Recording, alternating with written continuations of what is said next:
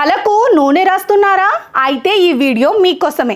తలకు నూనె రాసుకోవాలి, అది ఆరోగ్యానికి మంచిదని ఇంట్లో పెద్దవాళ్ళు చెప్పటం వింటూ ఉంటాం.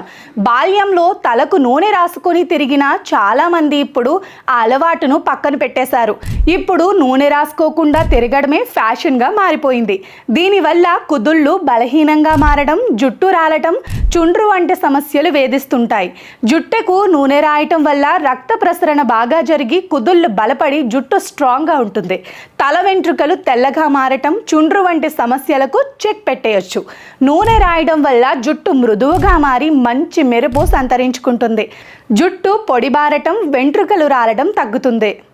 రోజు కాకున్నా వారానికి కనీసం 3 సార్లు జుట్టుకు నూనె రాయటం వల్ల జుట్టుకు బలం చేకూరుతుంది.